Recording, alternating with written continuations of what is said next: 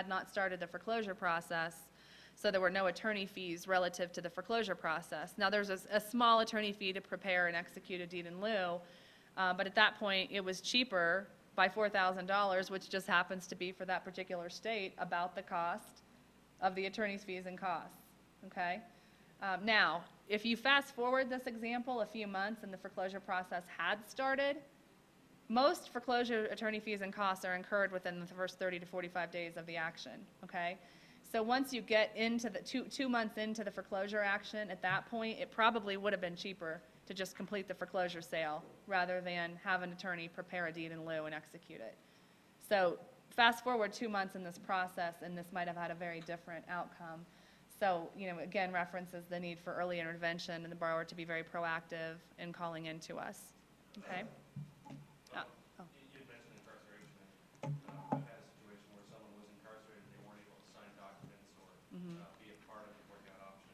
If one borrower is able to be involved, like let's say the husband skips town and he's on the loan, but the wife is also on the loan, and you guys work out an option where it depends on the investor, but I will say in an unfortunate number of situations, no. If both borrowers are not there to sign off on the situation or on the workout, sometimes the answer is no.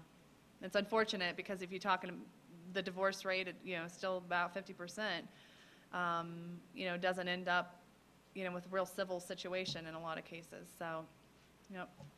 On the situation where the main borrower died, whose loan was and the son inherited the house, it wouldn't affect his credit in any way, even if it went through the foreclosure.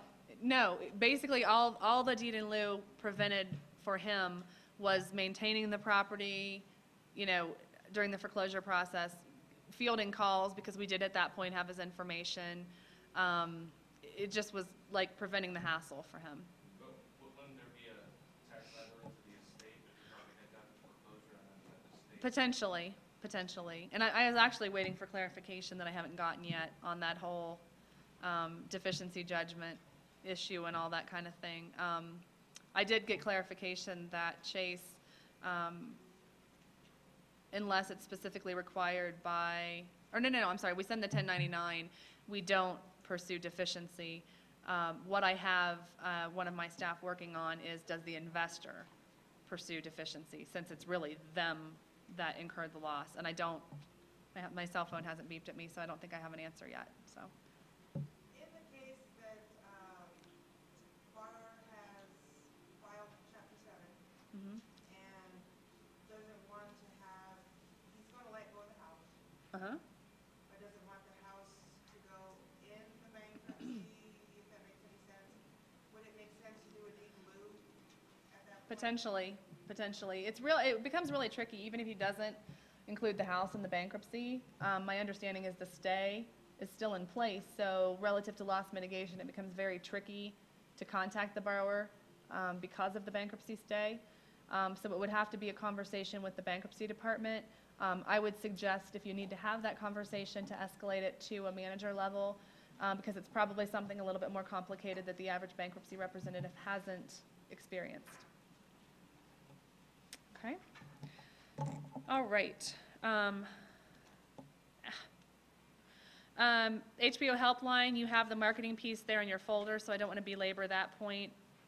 I had a question back in the back earlier, if the borrower is kind of working on their own and you're not working on their behalf, who do you forward them to? I wish I could say that we had a single toll-free number for borrowers to call. We don't.